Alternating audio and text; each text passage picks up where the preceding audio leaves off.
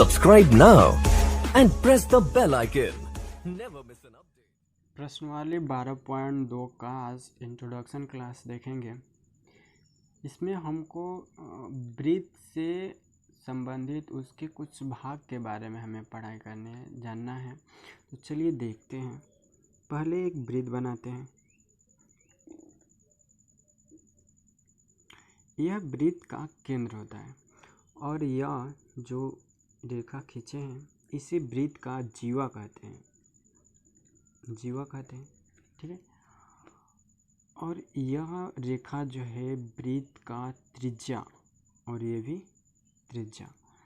तो इस दो त्रिज्या द्वारा जो रचित आकृति है कैसा, तो कुछ ऐसा आकृति आपको रचा हुआ है, तो इसे कहते हैं त्रिज्या खंड। त्रिज्या खंड, इसे त्रिज्या खंड कहते हैं। यहाँ पर जो जितना थीटा बनता है इसके अनुसार से इसका क्षेत्रफल निकाला जाता है, ठीक है। एक और फिगर देखते हैं। इसका यह केंद्र हो गया। जैसे हमने इसमें त्रिज्या खंड निकाला, इसी तरह जैसे ये जीवा हो गया और हमें इसका क्षेत्रफल निकालना होगा, तो इसे कहते हैं लघु वृत्त खंड। यानी ये तो पूरा वृत्त होगा, इसका छोटा भाग है, ठीक है। इसलिए इसे बोला जाता है लघु वृत्त खंड। इसे बोला जाता है लघु वृत्त खंड, ठीक है। और इसके बाहर ये जो बड़ा वाला भाग दिख रहा है आपको, ये वाला भाग, इसे कहते हैं दीर्घ वृत्त खंड। और इस फिगर में देखिए, हमने पिछले एक्सरसाइज 12.1 में जो पढ़ा था वृत्त का परिधि, इसी तरह इसमें आता है वृत्त खंड का चाप या त्रिज्या खंड का चाप, ठीक है। तो देखिए, चाप का बात करें तो इस चाप की लंबाई पूछता है, तो यही चाप की लंबाई होगा इसका। तो इसका फार्मूला हम बनाएंगे, कैसे बनता है, तो चलिए फार्मूला देखते हैं। पहला नंबर देखते हैं, संगत लघु वृत्त खंड का क्षेत्रफल, ठीक है।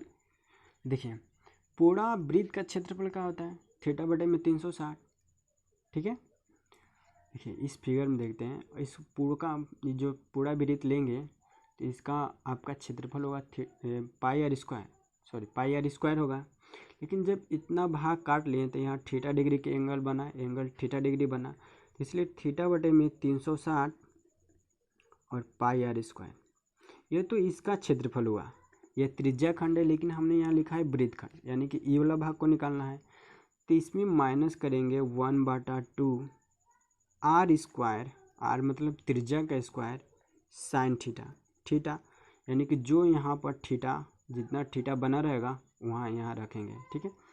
इसी में दूसरा देखेंगे, जो दूसरा बनेगा दीर्घ वृत्त खंड का क्षेत्रफल। तो देखिए, दीर्घ वृत्त खंड का क्षेत्रफल, अगर लघु वृत्त खंड का इतना क्षेत्रफल होता है, यानी इसका इतना क्षेत्रफल, तो इस पूरे भाग का, तो हम पाई आर स्क्वायर में से इतना घटा लेंगे, तो माइनस थीटा बटे में 360 pi r square minus 1/2 r square sine theta. यह फार्मूला का यूज करेंगे जब दीर्घ वृत्त खंड का क्षेत्रफल पूछेगा, ठीक है। आगे देखते हैं तीसरा, इसमें आते हैं। तो देखिए, त्रिज्या खंड हमको मिला। अगर ऐसा त्रिज्या खंड का हमको क्षेत्रफल निकालना होगा तो त्रिज्या खंड का क्षेत्रफल, या इसे लघु त्रिज्या खंड भी कह सकते हैं, लघु त्रिज्या खंड, तो कहाँ हो जाएगा थीटा बटे में 360, यानी यहाँ पर जितना एंगल बनेगा वो बटे में 360 गुणे पाई आर स्क्वायर, गुणे पाई आर स्क्वायर। अब इसका हम क्षेत्रफल इससे निकाल लेंगे।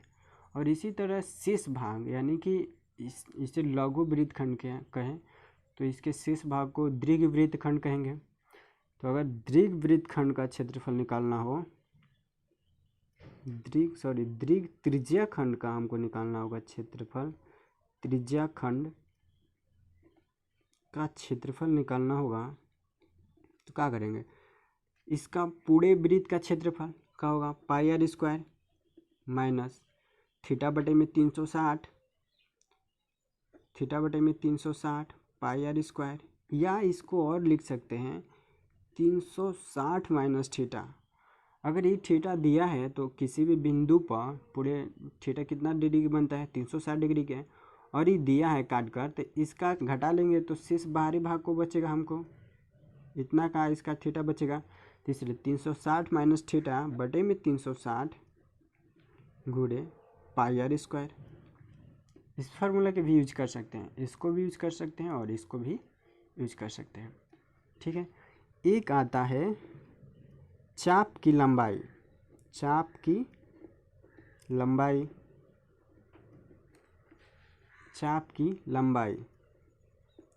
तो चाप की लंबाई कर रहा है तो यह परिधि से संबंधित है। तो जितना डिग्री के एंगल बनेगा वह थीटा बटे में 360 गुणे परिधि से है तो 2 पाई आर। इस 5 जो फार्मूला है इसके यूज करके हम 12.2 का सारे क्वेश्चन हम बना लेंगे। ठीक है, तो अगले वीडियो में इसका सवाल बनाएंगे।